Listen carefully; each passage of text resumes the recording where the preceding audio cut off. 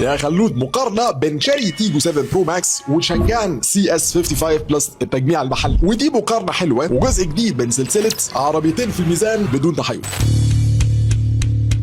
سلسله انتوا اللي بتقارنوا فيها بين عربيتين، وبنقارن 5 نقط، العربيه اللي تجمع 3 نقط تكسب. الموضوع خلود هيقول لك. السلسله دي سبونسرد باي كاربورجيني، لو على الحمايه يبقى كاربورجيني. المواجهه النهارده بين شاري وشانجان، ولو فاكر ان الاثنين عربيتين صيني تبقى غلطان. شاري مجموعه كبيره جدا في الصين وتحتها جيتور مثلا، وكذلك شانجان مجموعه كبيره جدا تحتها مثلا ديبال. وهنا هناخد اهم عربيتين فيهم في السوق المصري. ونبدا اول نقطه، الموتور والاداء. الشاري اللي بتيجي بموتور 1500 تربو بيطلع 145 هورس باور، الشانجان بتيجي بنفس ال 1500 تربو لكن بيدينا 185 هورس باور. فالنقطه دي واضح جدا ان هي في صالح الشانجان. ندخل بقى على شكل من بره ومن جوه. انا بالنسبه لي شانجان شكلها جميل جدا وعصري وتحفه، انما شاري دايما بتعرف تبهرك بالتصميم سواء من بره او من جوه، وده باين في اللمسات اللي فيها تداخل بين الماتيريال. تستخدم بيانو بلاك، تستخدم بلاستيك، تستخدم ميتال، تستخدم كريستال مزيف كده في الجي بوكس، بتعرف تبهر كويس جدا في الشكل. فانا بالنسبه لي هدي النقطه دي للشاري. ندخل بعد كده على الخامات والتقفيل، والحقيقه دي مش العربيات الصيني البريميوم، ومع ذلك بالنسبه لي تقفيل الشاري احسن من تقفيل الشانجان السي اس 55 بلس التجميع المحلي.